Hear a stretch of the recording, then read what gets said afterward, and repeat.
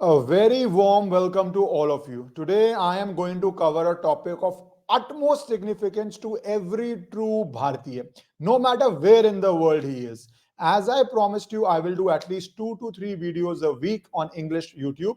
So, if you are joining for the first time, please subscribe to the channel. Some of my English debates I'll keep putting on, but some of the longer explanatory I will try to do, as I said, twice a week. So, do join, do subscribe, and do share it because it is very important to understand what a global cult, a global ecosystem is trying to do in Bharat, trying to break Bharat, trying to create strife in Bharat, trying to fund anti Indian activities in Bharat, and what simultaneously the government of India is doing to fight it, combat it, stop it, not allow these vested interests to succeed.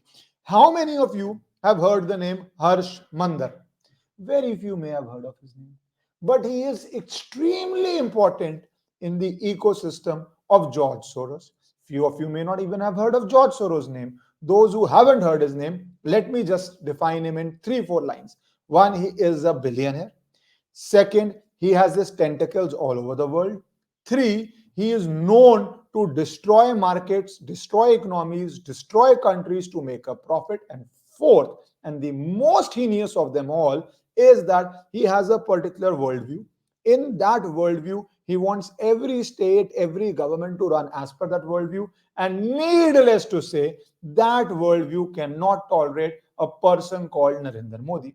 Needless to say, that worldview cannot troll a strong Bharat, a Bharat which speaks for itself, a Bharat rooted in its cultural ethos, a Bharat rooted in its history and looking forward to stand on the world platform as a superpower. All that is not acceptable. To give a very simple example, this gentleman created a $1 billion fund along with other people, and untold money which is not accounted for because he felt a most significant setback occurred in India when Narendra Modi became the prime minister. This is George Soros. I will come to Harsh Mander. This George Soros, then when that Adani issue happened, he was making a profit out of it. There was a global run on the Indian stock markets. They wanted to destroy Adani. I don't care about Adani normally.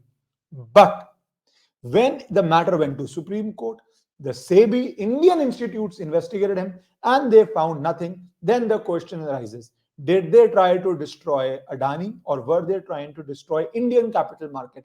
Did they want to harm Adani or were they trying to destroy in public perception the Prime Minister of India, Mr. Narendra Modi? And you hear his own words when they were gloating because Adani's share was plunging.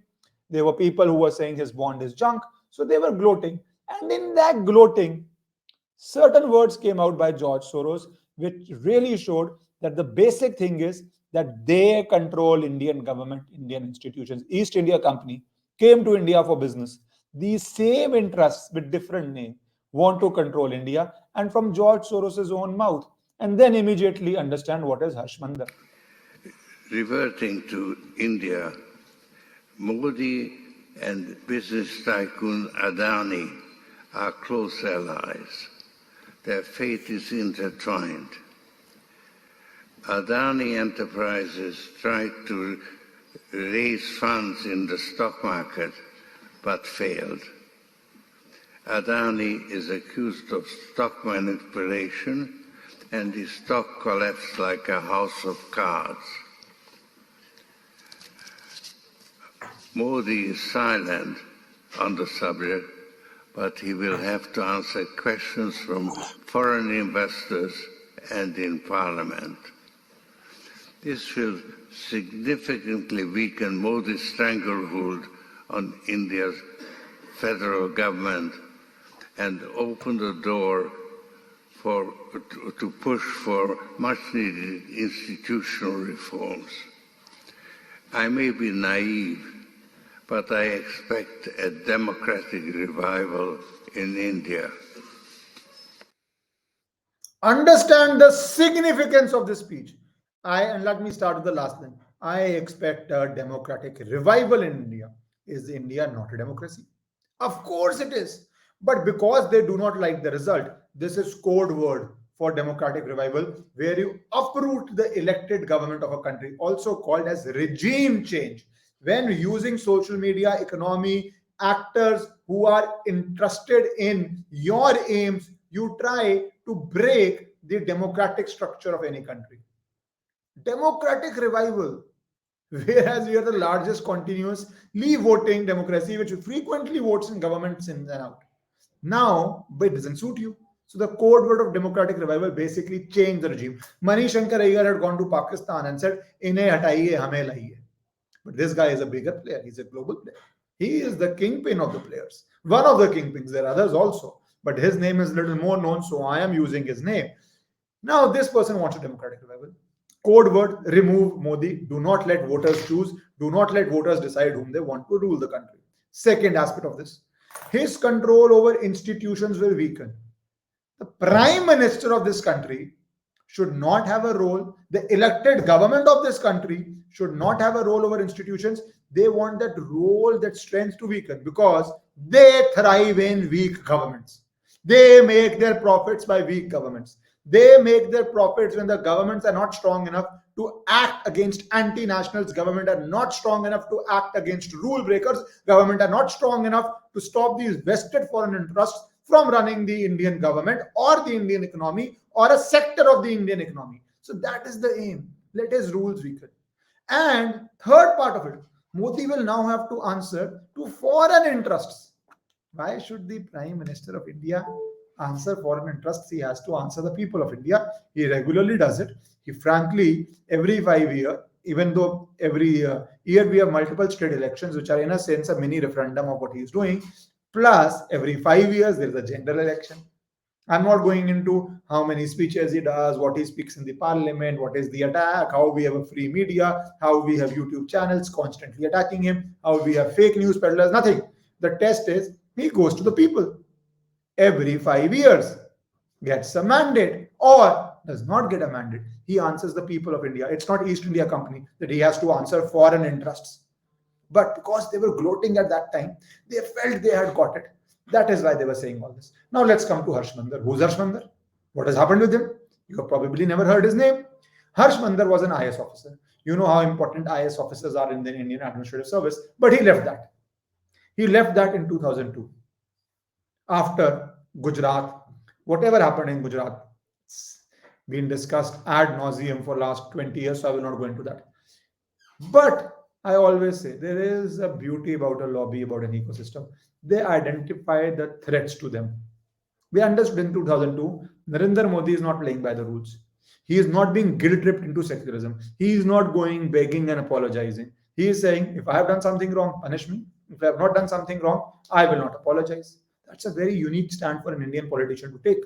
Bold stand. And they understood people who take these stands. Obviously, he went through an agony. He went through an Agni Pariksha. All investigative agencies. He was summoned, questioned for hours. Every investigative agency and ecosystem went after him. In the end, he got exonerated, clean chit by the Honorable Supreme Court, by the SIT, and by the people of India. And they frankly elevated him to the post of the Prime Minister of India. So this Harsh Mander had resigned during that period when this was happening. Now, after that, you have to understand what is this gentleman all about. So you please hear his speech, which is very viral on social media. It's in Hindi. Some of you may have not heard it. Please hear it, and then I will obviously translate it into English also. ये लड़ाई supreme court में भी नहीं जीती जाएगी, क्योंकि हमने supreme court को देखा है पिछले कुछ वक्त से एनआरसी के मामले में, अयोध्या के मामले में, कश्मीर के मामले में सुप्रीम कोर्ट ने इंसानियत और समानता और सेक्युलरिज्म की रक्षा नहीं की है। वहां हम कोशिश जरूर करेंगे, हमारा सुप्रीम कोर्ट है, लेकिन फैसला ना संसद में ना सुप्रीम कोर्ट में होगा। इस देश का क्या भविष्य होगा? आप लोग सब नौजवान हैं, आप अपने बच्चों को किस तरह का देश देना चाहते हैं, ये फैसला कहाँ होगा? एक सड़कों पर होगा, लेकिन उस और हम लोग सब सड़कों पर निकले हैं। Please understand, He is, of course, attacking the Supreme Court, where he goes that the Supreme Court did not protect secularism in Ram Mandir judgment, in Kashmir, presumably 370, in so many other examples that he cites, and he says decisions will be made on the streets. What is this language? What did I tell you about street vetoes, street protest, democratic reforms in which you create such a situation on the street that the government effectively collapses? We saw the Arab Spring. We saw what happened in the Middle East. And we saw what is the fate of those nations today. Do we want that fate for India? Will the streets decide, or will the institutions decide? Will the parliament decide? Will the judiciary decide? Will the voter, the electorate decide by voting for the government he wants? That mode of where the decision will be made is vital for every nation. And if you don't understand the significance of those who want street to decide versus those who want the constitution to decide, the institutions to decide, the accepted, settled parameters by which this country is governed to continue to function the governance, that is the gap. Now, this Harsh Mander, of course, was the part of the most important body in this country's history, outside the cabinet. In fact, bigger than the cabinet, NAC, whose chairperson used to be Madam Sonia Gandhi. Why was it more important than the cabinet? And I'll tell you the simple reason. Because it is documented by so many people of that time. And in fact, you know what was the position of Sonia Gandhi in that government and what was the position of Dr. Manmohan Singh. I don't think so it's hidden by anybody with an iota of political sense. He was a member of that NAC. That NAC which was framing laws. One of the most vile laws one can ever imagine, which by default would have made every Hindu a criminal as soon as a violence occurred. Or it would have made majority community the criminal. I won't say every Hindu, that's the wrong way of putting it. But if a communal clash happened, then Hindus are overwhelmingly, by law, presumed to be guilty.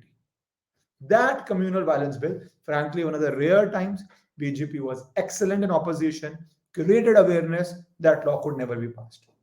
But it would have been something like the Places of Worship Act, where the rights of Hindus would have been trampled upon. In that case, the right to approach court to fight their cases. Here, every violence, you have a guilty party, you have a person who's the aggressor, you have a person who's the accused by the fate of law. Anyways, that did not pass. Then what is this Harsh Mander all about? This is a very thin line where you are a part of global ecosystem. You should read what certain people have told about open society, open foundation, whatever the George Soros thing is, and Harsh Mander's role in that. Mr. Rajiv Malhotra has documented that. He even said and tweeted that he was recommended, Harsh Mander has been recommended for Nobel Peace Prize by the Soros. See the level how in which they elevate their people, where they try to get them such awards that then when you as an ordinary person here, oh, Nobel Peace Prize winner, you take it with a lot of seriousness. This is how a lot of journalistic awards are given outside India when they want to uplift their own ecosystem. So, oh, he's gotten this award. Wow, must be a fabulous guy. And how does it work behind the scenes? You don't have to be a rocket scientist to guess it. It works behind the scene that there are people who fund it, there are people who create the ecosystem, there are people who are compliant with the ecosystem. They get the best of awards outside some of these awards. It depends on which award, then we can have a detailed discussion on that. Now, what does this Harsh Mander do?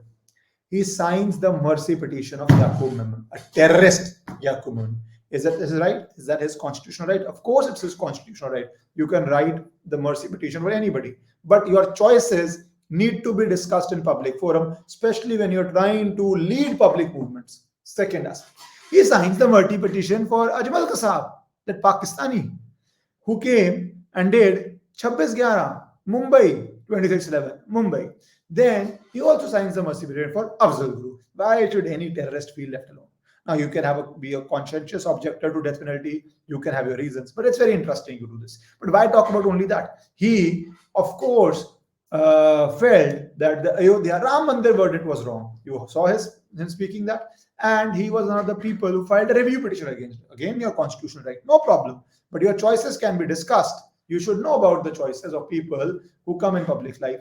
Then what happens? There is a big event which occurs in India. A big law occurs in India. A big legal change occurs in India, And then you have to join some of these dots which are happening. What happens is that the government changes foreign flow of money into NGOs. It says that the NGOs cannot function unchecked. It says that the money coming into NGOs is to be regulated. It made certain changes in the FCRA Act, which basically said, for example, just one I'll give you, there's many changes. One of them is that earlier you could spend up to 80% on administrative expenses. That is salaries, wining, dining, food, entertainment. Another change you could say is that money would come into one NGO. That NGO will say money has come for X purpose, then use it for some other purpose. Third big change, if I can say, is that money would come into one NGO that would further distribute it into many small NGOs to carry out its purpose. So the money becomes lost. You can't trail it. It's very difficult to trail it. You do not know what happened. What has it funded? Whom has it gone to? Whom has it paid a salary to? So they changed that law. That law, of course, all the NGOs cried, went to the Honorable Supreme Court. The Supreme Court, in a judgment, and a beautiful judgment, all of you should read it, said there is no fundamental right to receive foreign money. If the government wants to ban foreign money from coming into NGOs, it can do that also. Obviously, that wasn't the case. It has only regulated. But to that level, there is no fundamental right to receive foreign money. And my simple point on foreign money has always been this: there is so much of poverty, homelessness, crimes in every nation of this world. Why would people want to send the money to India? I can understand a person of Indian origin sending money to his town, his city, to make a school, to make a hospital, because he is connected to his village or his town and he wants to uplift his community if he's made money. But absolute strangers to India, never been India, parent not been Indian, grandparent not been Indian, you want to send money. That raises the question, what are the NGOs involved in? So that's a slightly separate debate, but that's happening. So then now let's come to Harsh Mander, an extremely important part of the ecosystem. CBI registers an FIR on it. CBI then raids his house and says there is a gross violation of FCRA. It says that a non-governmental organization, NGO, Center for Equity Studies, was receiving money, and a written complaint was made by the Union Home Ministry to CBI, and the CBI then raided his residence as well as office premises and other associations, Aman Biradari Trust, etc., a lot of NGOs, which they found were receiving foreign money and violating those laws in how they use that money, in how they transfer that money, spread that money, spend that money. Clearly a violation of rules. That is the Home Ministry found. So it told CBI to investigate. CBI registered an FIR and then did a raid. Before that, ED had also done some raids in 2021. And immediately as this happened, 250 activists wrote a letter where they condemn this victimization and intimidation of Dr. Harsh Mander, who is widely respected and internationally acclaimed human rights activist, who has taken up issues of the most oppressed. Yes, Ajmal Kasab, most oppressed. Yaqub Menem, most oppressed. Who were the other terrorists? I've forgotten the name, but you can find the laundry list. Most oppressed people over there.